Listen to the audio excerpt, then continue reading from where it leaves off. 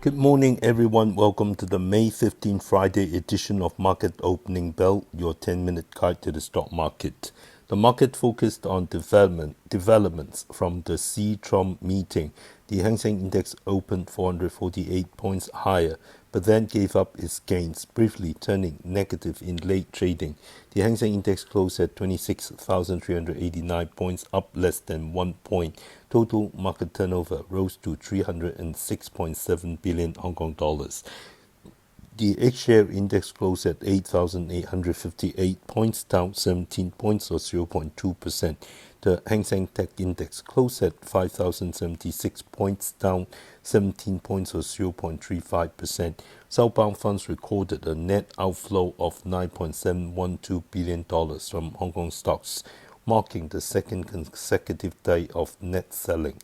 Among them, net buying included Tencent at 431 million, Montage Technology at 325 million, and Tianyue Advanced at 149 million. Net selling was heavy in Alibaba at 3.796 billion, Xiaomi at 864 million, China Mobile at 539 million, Zhaojin Mining at 445 million, SMIC at 412 million, Hua Hong Semiconductor at 395 million, Meituan at 296 million, and PopMart at 115 million.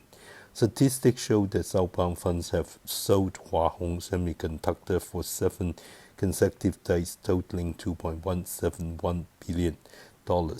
Sold Yangtze Optical Fiber for 7 consecutive days, totaling $1.436 billion. Sold Tencent for 3 consecutive days, totaling $1.854 billion, and sold SMIC for 3 consecutive days, totaling $794 million. Technically, the Hang Seng Index briefly broke above the 26,007 level, but failed to hold up steady above it. In the short term, it's expected to remain in a consolidation range between 26,200 and 26,700 points. Investors should stay cautious and watch closely for support at 26,100 points. A breakdown below this level should be avoided. On the mainland, the 3 major A-share indexes opened 0.3% to 1.2% higher, but failed to hold their gains, ending the day down 1.5% to 2.2%. The Shanghai Composite lost the 4,200 point level, falling 64 points or 1.5% to close at 4,177 points. The Shenzhen Component Index dropped 344 points or 2.1% to 15,745 points. The Chinese index fell 87 points or 2.2% to 3,951 points. Turnover in Shanghai and Shenzhen exceeded 33.6 trillion yuan. The renminbi central parity rate against the US dollar rose 30 pips to 6.8401 per dollar. Latest financial data from the People's Bank of China showed that new renminbi loans in April unexpectedly contracted by about 10 billion yuan, marking the first negative growth in 9 months and falling far short of market expectations of a 300 billion yuan increase. This reflects weak corporate willingness to expand production and borrow at the start of the second quarter. New renminbi loans from January to April total 85.9 trillion yuan. The cumulative social financing increment for the first 4 months of 2026 reached 154.5 trillion yuan, 893 billion yuan less than the same period last year, and below market expectations of 160.8 trillion yuan.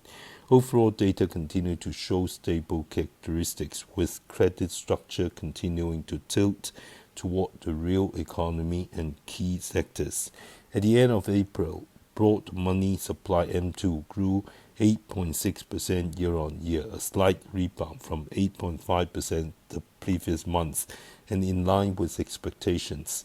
Narrow money M1 grew 5% year-on-year. The M2-M1 growth gap widened slightly by 0.2 percentage points to 3.6 points from 3.4 points at end March, but has remained within the recent low range of under 5 percentage points for 11 consecutive months.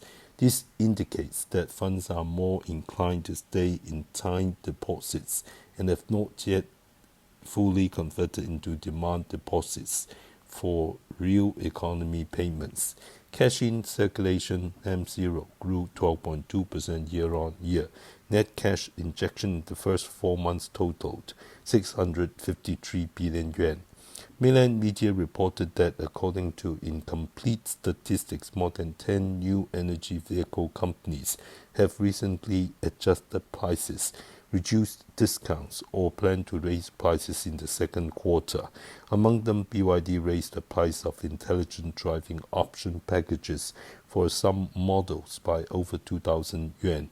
Chang'an Qiyuan raised prices for its intelligent laser version by 3,000 yuan.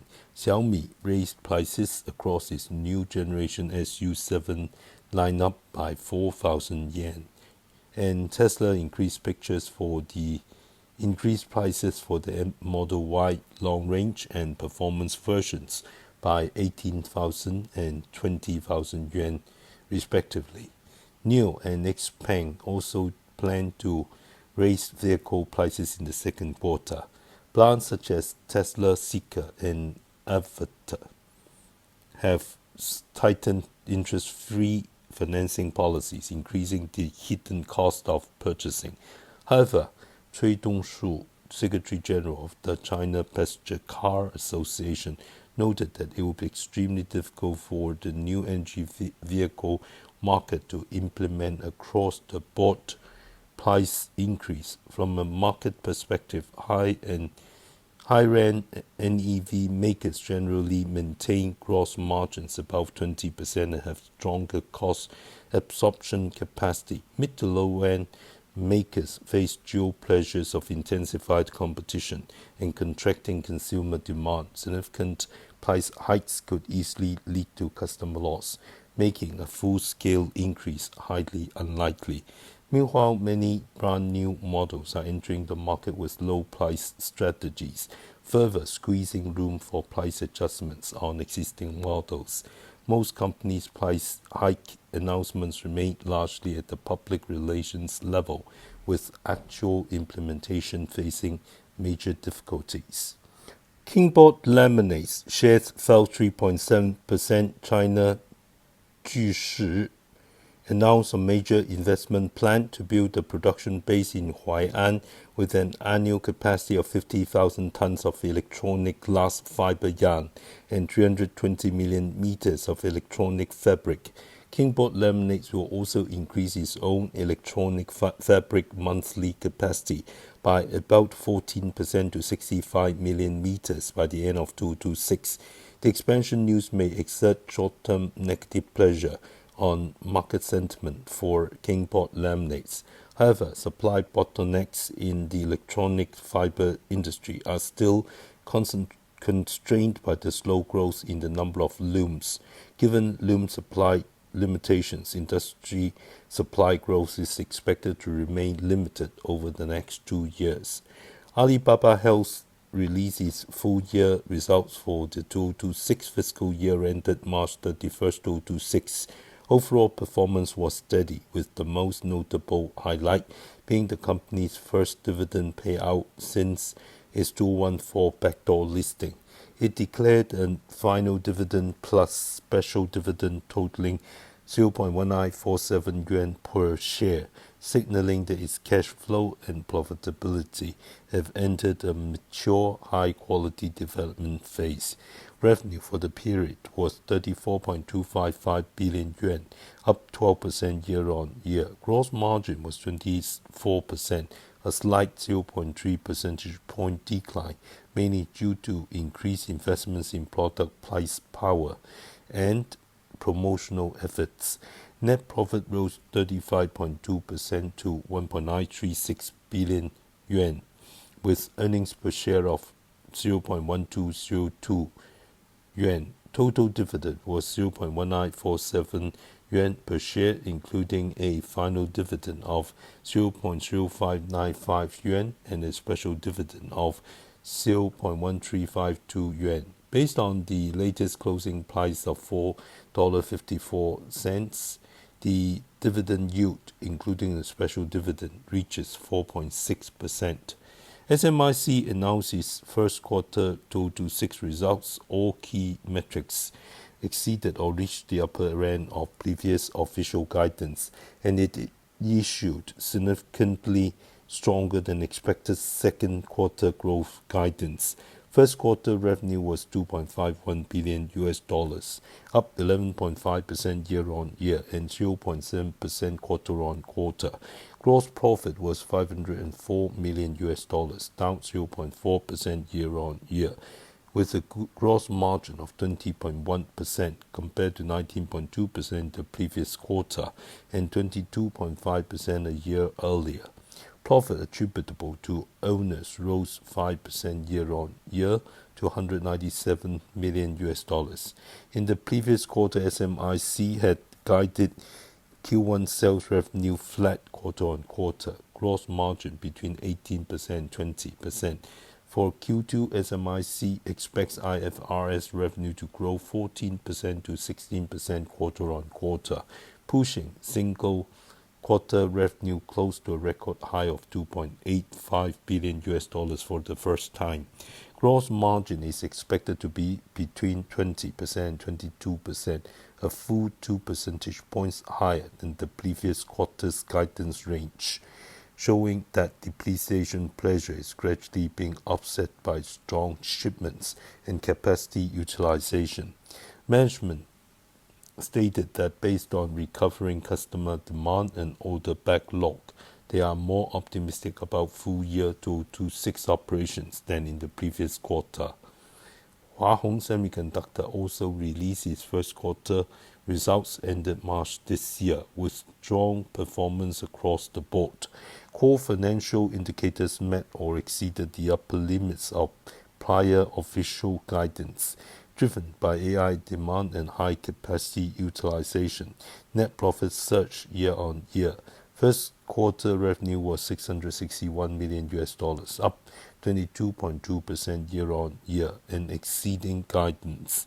Net profit reached 20.92 million yuan, soaring 458.1% year-on-year and up 19.9% quarter-on-quarter. Earnings per share were $0.012. Gross margin was 13%, up 3.8 percentage points year-on-year and flat quarter-on-quarter, hitting the lower end of guidance. Overall capacity utilization reached 99.7%, essentially running at near full load.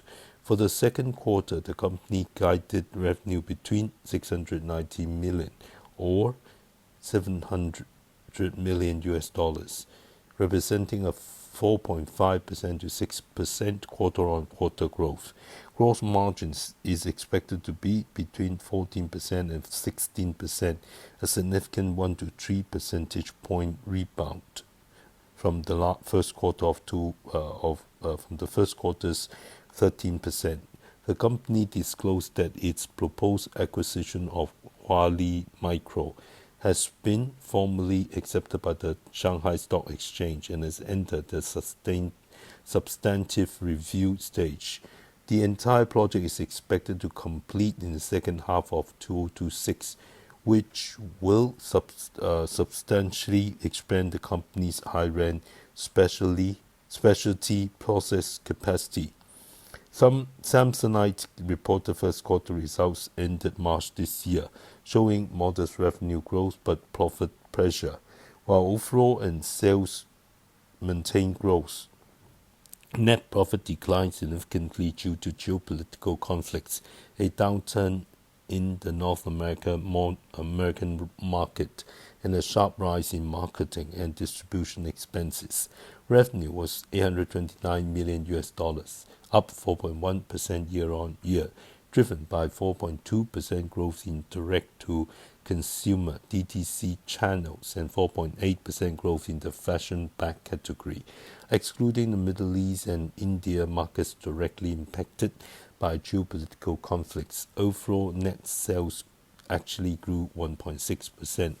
The main Samsonite plant grew 1.3% year-on-year, while Xiaomi recorded 0.5% for the third consecutive quarter. Gross profit reached $489 million with gross margin holding steady at a high of 59% versus 59.4% a year earlier. Net profit was $32.2 million, down 13.2% year-on-year, with earnings per share at $0.023. To prepare for the summer travel peak and strengthen long-term brand competitiveness, the group increased investment. Marketing expenses as a percentage of sales rose to 5.7%, while distribution expenses surged 210 basis points to 34.3% due to inflation, new store openings, and higher outbound freight costs. The company also announced a $50 million share repurchase program, allowing opportunities buybacks based on market conditions and capital allocation priorities. The Nasdaq and S&P 500 reached new all-time highs on Thursday, driven mainly by gains in technology stocks. The fear gauge VIX index fell 0.61 points or 3.4% to 17.26. The Nasdaq rose 0.9% to 26,635 points. The S&P 500 climbed 0.8% to 7,501 points, marking its second consecutive day of record closing highs. The Dow Jones Industrial Average gained 0.8% to close at 50,063 points. The Nasdaq China Golden Dragon Index, which tracks Chinese stocks listed in the U.S., dropped 245 points or 3.4% to close at 7,036 points. Of the 11 sectors, 6 posted gains, with the technology sector leading at rising 1.9%, while the materials sector recorded the largest decline. Cisco Systems shares surged 13%, becoming the best performer in both the S&P 500 and the Dow. After the market closed on Wednesday, the company reported better than expected third quarter results, announced a restructuring plan involving thousands of layoffs, and guided for a significant increase in AI-related orders. Nvidia followed closely in the Dow, rising 4.4%. According to reports, the U.S. has approved approximately 10 Chinese companies to purchase Nvidia's H200 AI chips, including Alibaba, Tencent, ByteDance, and JD.com. Several distributors, including Lenovo and Hong Hai, have also received approval. Sources indicated that approved buyers can purchase directly from Nvidia or through distributors, with each customer allowed to buy up to 75,000 chips. However, Beijing appears reluctant to support Chinese firms buying US-made accelerators, though US-China talks may change the situation. Reports also noted that Chinese President Xi Jinping told Nvidia's Jensen Huang and CEOs from companies including Apple and Tesla that China will further open up its business environment.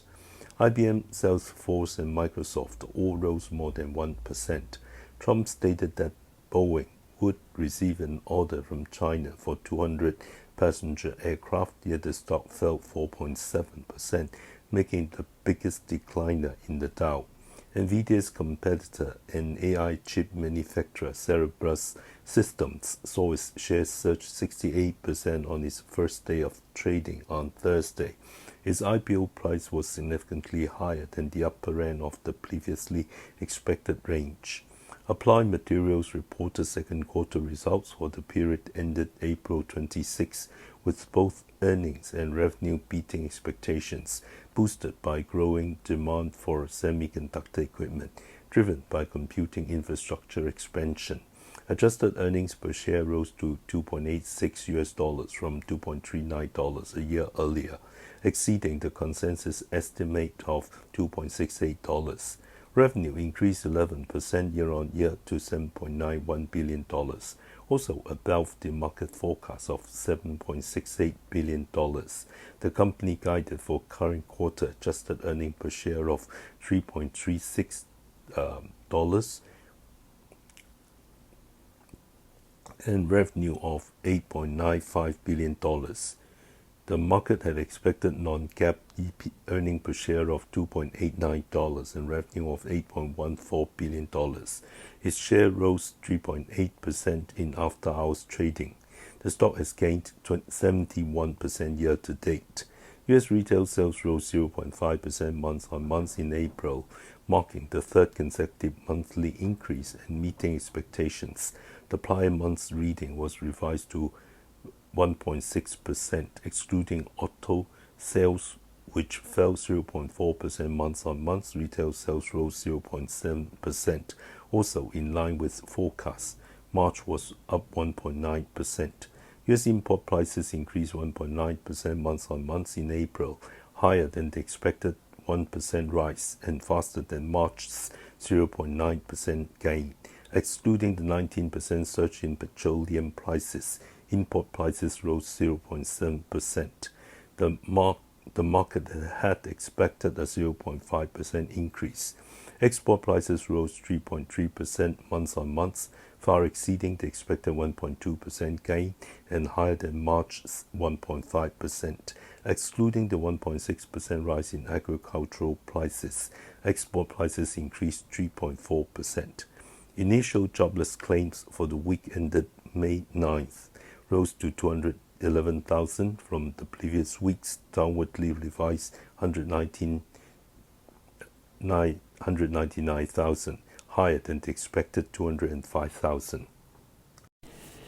Our stock pick today is Tiangong International, stock code A26. Tiangong International is primarily engaged in the manufacturing and sales of high alloy steels, including die steel and high-speed steel, cutting tools, and titanium alloys. The group closely follows national policy guidance and industrial upgrade trends, further improving its high-end materials technology layout and deeply cultivating core application sectors such as new energy vehicles, consumer electronics, and aerospace.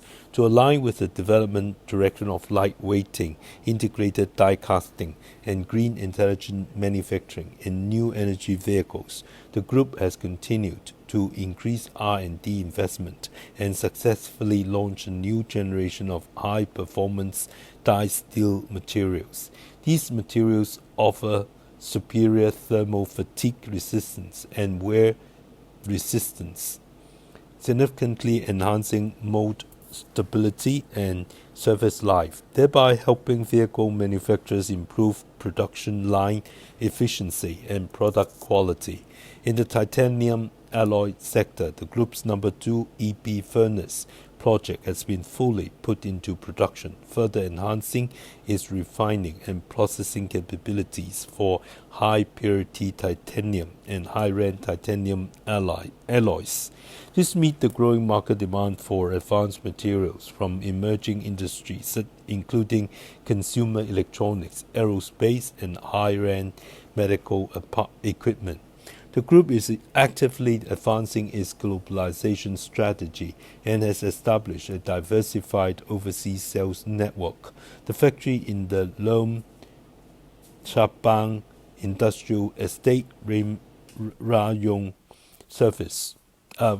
Province, Thailand, has accumulated an annual production capacity of approximately 100 million pieces and is attempting to expand to 140 million pieces. This project not only strengthens the group's production capacity, but also serves as a positive response to overseas market demand. The group will fully utilize the supply chain flexibility of its Thai production base to significantly reduce logistic costs and delivery cycles, thereby enhancing its competitiveness with customers in Europe, America, and the Asia-Pacific region. The group's subsidiary, Tiangong shares, successfully listed on the Beijing Stock Exchange on May 13, 2025, becoming the first red chip Hong Kong-listed company to spin off and list its subsidiary on the Beijing Stock Exchange. The raised funds will be used to expand high-end titanium alloy bar and wire production lines, supporting Tiangong shares' further expansion into high-end application fields such as aerospace, 3D printing, and medical health, which will help enhance the overall value of the group. Additionally, in September 2025, the group's indirect wholly owned subsidiary, Jiangsu Tiangong Investment, completed a capital increase in Shanghai Geizer Laser Technology. The group's shareholding in Shanghai Geizer Laser Technology will increase from 5.56% to approximately 10.53% after the expansion of registered capital. Shanghai Geizer Laser Technology specializes in intelligent laser solutions, core device design, R&D, and manufacturing, R&D of ultra-wear-resistant materials for laser cladding, and laser additive manufacturing services. It currently possesses R&D and equipment integration capabilities in laser technology such as laser cladding, laser spraying, and 3D printing, supported by technologies including alloy powder formulation, metal microstructure analysis and evaluation, as well as services such as laser equipment selection, process development, integration, and maintenance. The company can provide customers across multiple sectors with comprehensive solutions based on laser processing technology. Laser cladding can be applied to mold repair. In the mold industry, 70% of molds can be repaired. Yet the mold repair market currently has a blank competitive landscape. There are no specialized mold repair centers in the market capable of meeting high precision and intelligent repair needs. By taking the lead in layout and establishing technical barriers first, the company can create high-end market barriers. This capital increase will mainly be used to replenish Shanghai Geizer Laser Technology's working capital, accelerate technological iteration and equipment investment, promote the industrialization of intelligent mold surface networks, and help it rapidly build a professional, large-scale, and intelligent mold repair surface system, seizing the first mover and advantage in the high-end mold surface market. Investment suggestion: buy-in price $3.85, target price $4.25, and stop loss $3.70. I do not hold the above stock.